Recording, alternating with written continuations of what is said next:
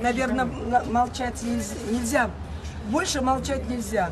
И то, что сейчас происходит, это вынуждает меня сейчас обратиться ко всему народу Кыргызстана. Идет массовое гонение на соратников Алмазбека Шаршеныча. Идет гонение на членов моей семьи, на наших детей, на самых близких родственников.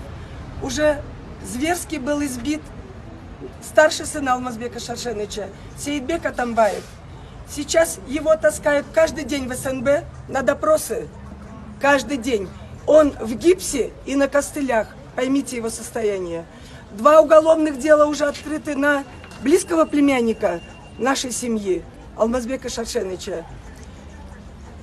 Был обыск в доме нашего это тестя старшего сына. Просто в грубой форме 10 милиционеров ворвались в дом, перевернули вверх весь дом просто его. Понимаете, не предъявляя никаких на то оснований, без ничего, без документов. Просто ворвались, сломали все, перевернули вверх. Что они искали, вы можете догадываться сами. Сейчас хочу сказать о своей семье, что опечатан наше жилье в госрезиденции Аларча. Мы не имеем туда доступ, я не могу забрать свои вещи, которые одевала, и так далее, то, что принадлежит нам. Но я хочу отметить, что этот дом в резиденции Аларча был построен на наши средства.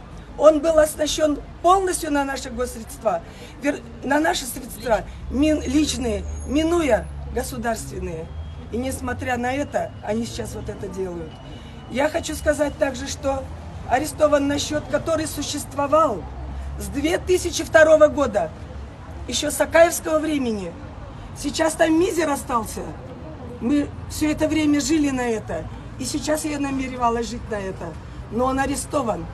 Еще раз обращаю внимание, с 2002 года, чтобы не было никаких недоразумений. Не мудрено, и я, наверное, уже могу сказать, что будет и опечатан дом, в котором сейчас я нахожусь с семьей.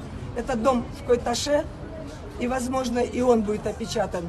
И просто я с семьей тогда оказываюсь на улице. Я подчеркиваю, на нашей семье больше нет ни одной единицы жилья.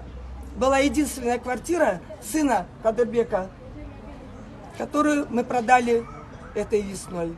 Ни одной единицы жилья нет.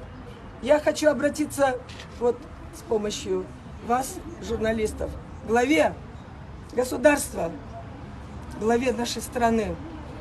22 года он ходил рядом с нами, рядом с Алмаз Шаршенычем, неоднократно и сам, и с семьей был у нас дома, говорил теплые слова, говорил о преданности и дружбе. Но я понимаю, что это теперь все растоптано.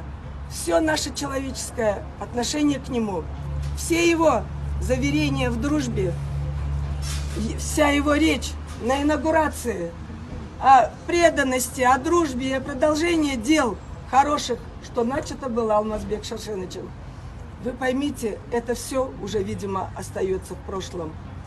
Также я ему хотела бы сказать, то, что он сейчас творит, сейчас с нашей семьей, с народом нашим, со своими бывшими соратниками, это уже бывшие соратники, с теми, с кем он ходил рядом.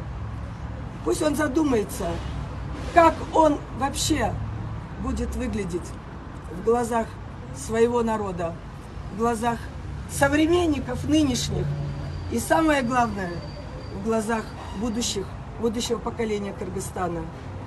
Ведь мы прекрасно знаем, что правители прошлого никогда не преследовали жен своих противников, не преследовали их детей, их семьи, потому что это было ниже их достоинства. У нас в стране это все наоборот. И я еще хотела бы сказать, вообще, не окажется ли вот такая ситуация выгодна для его репутации? Выгодно ли для его репутации как главы государства то, что сейчас он творит?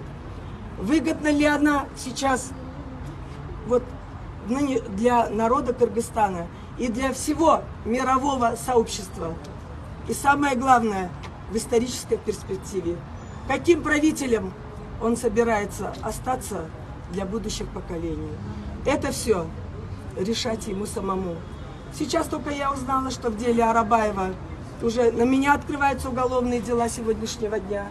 Я единственное хочу сказать, что я никогда не вмешивалась в дела судей.